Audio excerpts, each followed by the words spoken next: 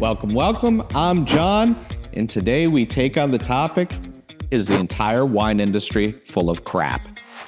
And so what we're going to talk about is the fact that about 45 years ago, that there was a movement in both the wine and the food industry into finding objective ways in order to describe wine.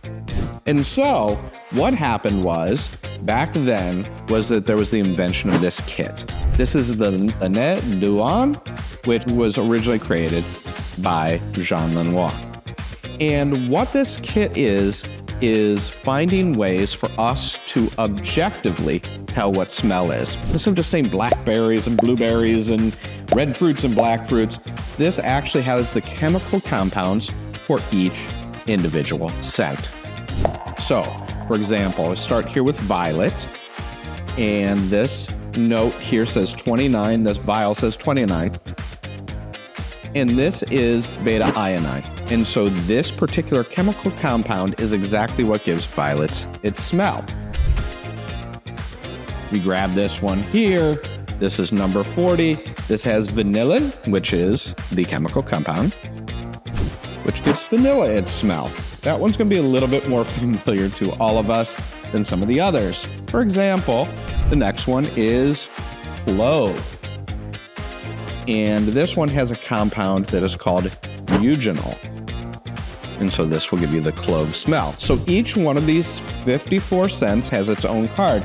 Now at this point, there are competing kits, but this is exactly how people in the wine industry are training. So when you are in wine class, you are repeatedly smelling all these and then searching out those smells within wine.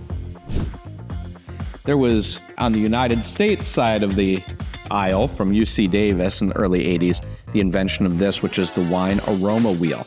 Now there are also color wheels. And so we look at the colors against the wine. This actually helps to find out how to describe those. So for example, something might be fruity, and then you go from there, you go, okay, well, it's citrusy. Is that more of a grapefruit or a lemon smell? And so this helps guide that thought process. And finally, tasting wine. Now, the glasses themselves make a huge difference. And so there became an ISO standard in the 70s to develop what is the wine tasting glass. Now, people don't actually prefer these. They're actually a little bit thicker, they're a little bit smaller. However, this was developed as the standard.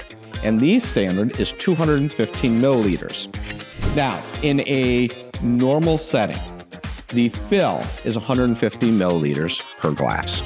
These, you are to fill 250, and that allows for the right amount of wine and smell to enter. Students then use these exact same wine glasses as well as critics in order to test every wine.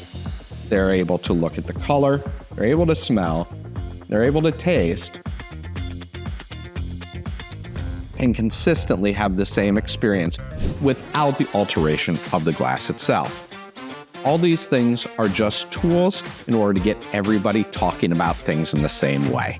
These are not necessarily the exact same way that you might describe violet, but after you practice, you will start to see it does in fact have a smell that other people can replicate too. And so this is the way the wine world works. Even though it feels like everybody's making stuff up all the time, training to smells, training to the way to taste, and then standardizing things across the board. So maybe it's not as BS-y as it sounds.